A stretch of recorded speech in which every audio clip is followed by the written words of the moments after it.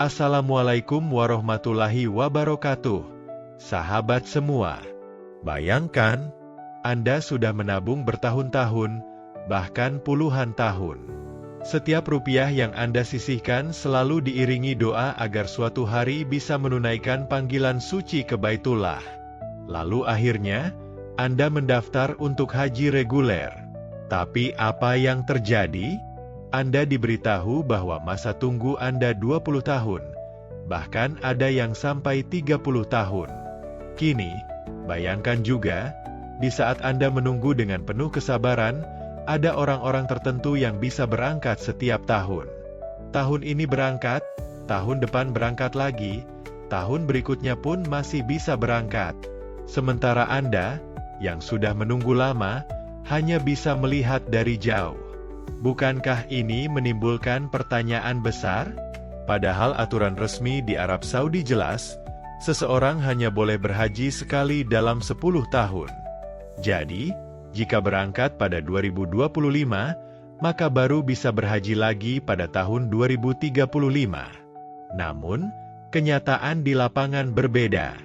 Mengapa justru orang-orang kaya dari Indonesia bisa hadir di Tanah Suci hampir setiap musim haji? Apakah ada jalur khusus? Apakah ada permainan di balik layar? Pertanyaan-pertanyaan inilah yang kini mulai terjawab setelah publik dihebohkan dengan kabar mengejutkan. 100 travel besar haji dan umroh menjadi incaran KPK. Ya, lembaga anti korupsi itu kini sedang menyelidiki dugaan penyalahgunaan kuota dan praktik-praktik yang membuat sebagian orang bisa berhaji berkali-kali. Beberapa travel bahkan sudah digeledah. Kasus ini bukan sekadar isu kecil. Ia menyangkut ibadah paling sakral bagi umat Islam, menyangkut keadilan bagi jutaan calon jamaah, dan juga menyangkut uang dalam jumlah fantastis. Tak tanggung-tanggung, potensi kerugian negara disebut-sebut mencapai triliunan rupiah. Disinilah kita akan membahas fakta, realita, dan juga misteri di balik polemik haji ini. Bagaimana sistem kuota sebenarnya bekerja? Mengapa ada jalur reguler dan jalur khusus? Dan bagaimana travel-travel besar bisa terlibat hingga menjadi target KPK? Mari kita kupas satu persatu. Pertama-tama, mari kita pahami dulu bagaimana sistem kuota haji diatur. Indonesia mendapatkan jatah kuota haji terbesar kedua di dunia, hanya kalah dari Pakistan. Hal ini wajar, karena Indonesia adalah negara dengan penduduk muslim terbanyak di dunia. Namun, kuota itu tidak serta-merta bisa membuat semua calon jamaah berangkat cepat. Dari total kuota yang diberikan, 92% diperuntukkan bagi haji reguler, yakni jalur resmi pemerintah dengan biaya relatif terjangkau, sekitar 40-60 juta rupiah. Inilah jalur yang dipilih mayoritas rakyat biasa. Namun, konsekuensinya adalah waktu tunggu yang sangat panjang. Di beberapa daerah, masa tunggu bisa 15, 20, bahkan 30 tahun. Artinya, ada orang yang mendaftar hari ini, tapi baru bisa berangkat saat sudah sangat tua, atau bahkan mungkin tidak sempat berangkat sama sekali. Sementara itu, 8% sisanya dialokasikan untuk haji khusus atau haji plus. Inilah jalur dengan biaya jauh lebih tinggi, bisa mencapai 151,80 juta rupiah. Keunggulannya, fasilitas lebih nyaman, masa tunggu jauh lebih singkat, bahkan bisa langsung berangkat dalam 1-3 tahun saja. Lalu ada juga jalur furoda, yakni menggunakan visa undangan khusus dari pemerintah Arab Saudi. Jalur ini dikenal sebagai yang paling mahal, karena biayanya bisa mulai dari 15.000 hingga 18.000 USD, atau setara dengan ratusan juta rupiah. Di titik inilah muncul ketimpangan. Rakyat kecil menabung puluhan tahun demi mendapatkan jatah reguler, sementara orang kaya bisa memilih jalur khusus dan berangkat kapan saja. Lebih parah lagi, ada fenomena sebagian orang kaya yang bisa berhaji setiap tahun, padahal aturan resmi Arab Saudi jelas, hanya boleh sekali dalam 10 tahun. Bagaimana itu bisa terjadi? Jawabannya ada pada penyalahgunaan sistem. Beberapa orang menggunakan jalur non-resmi, misalnya visa ziarah, visa pekerja, atau visa amil, untuk bisa masuk Mekah dan melaksanakan haji. Padahal, visa tersebut sama sekali bukan untuk haji. Akibat ulah sebagian orang Indonesia yang menyalahgunakan visa ini, akhirnya pemerintah Arab Saudi menutup akses visa ziarah dari Indonesia. Fenomena ini melahirkan istilah yang cukup terkenal, Haji Qobau. Sebutan ini mengacu pada jemaah non-resmi yang berangkat tanpa izin tasrih, bahkan sampai menyerobot tenda jemaah reguler.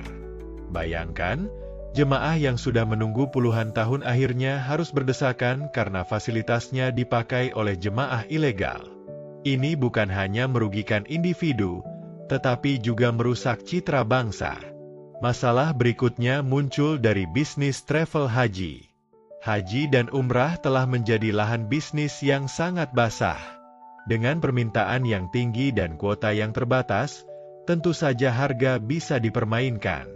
Banyak travel yang lebih memilih menjual paket khusus, karena keuntungannya bisa berkali-kali lipat dibanding paket reguler.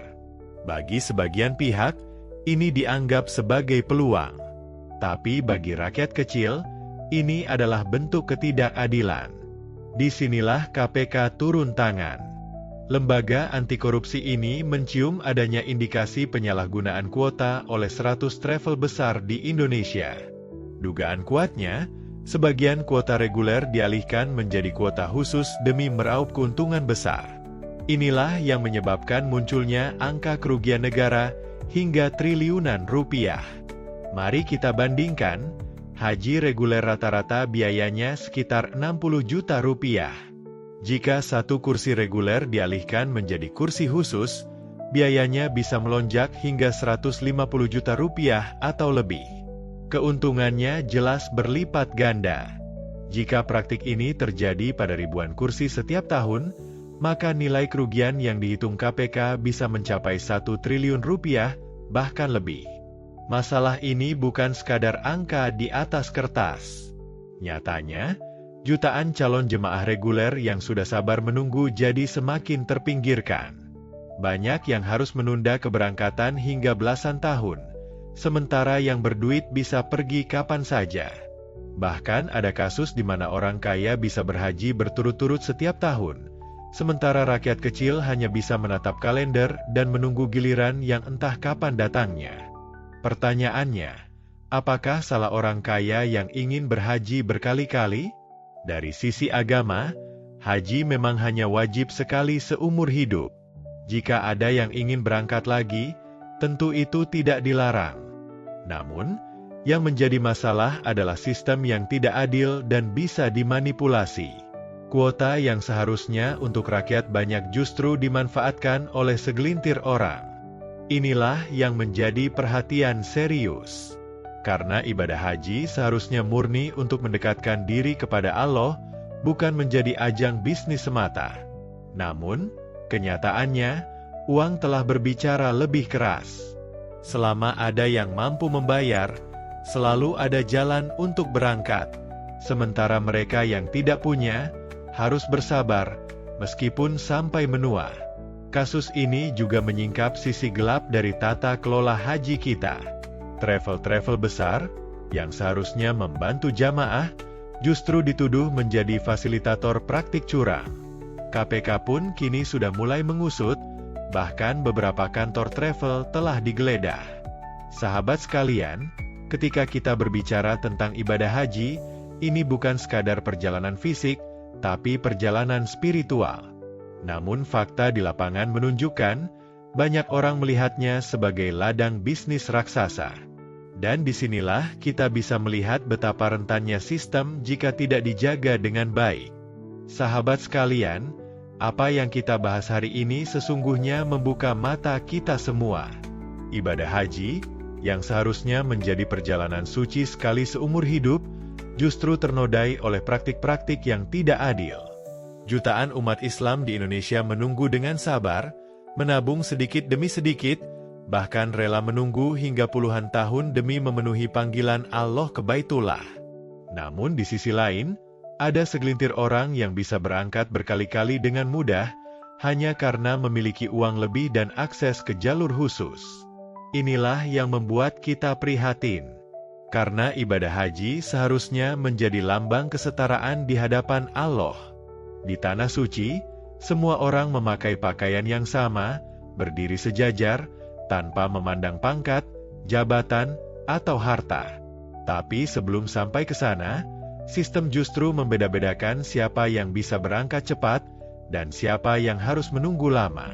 Kita tentu berharap langkah KPK mengusut 100 travel besar ini bukan sekadar formalitas, tapi benar-benar menjadi pintu masuk untuk perbaikan besar. Harapan kita sederhana, agar kuota haji bisa dikelola dengan lebih adil, lebih transparan, dan benar-benar berpihak kepada rakyat kecil. Dan yang lebih penting, semoga ke depan tidak ada lagi yang menyalahgunakan visa, tidak ada lagi haji kobau. Tidak ada lagi permainan kuota yang merugikan jutaan umat. Biarlah haji kembali kepada maknanya yang sejati. Ibadah suci untuk mendekatkan diri kepada Allah, bukan sekadar komoditas bisnis. Mari kita sama-sama berdoa. Semoga Allah segera memudahkan langkah kita, keluarga kita, dan seluruh umat Islam yang rindu untuk menunaikan haji dan umrah. Semoga doa kita segera dijawab, dan Allah panggil kita ke Tanah Suci, Mekah dan Madinah. Amin ya Rabbal Alamin. Terima kasih telah menyimak video ini sampai akhir. Jika sahabat merasa video ini bermanfaat, jangan lupa untuk like, share, dan subscribe, agar semakin banyak orang yang tercerahkan dan kita bisa terus berbagi informasi penting seputar dunia Islam. Sampai jumpa di video berikutnya. Wassalamualaikum warahmatullahi wabarakatuh.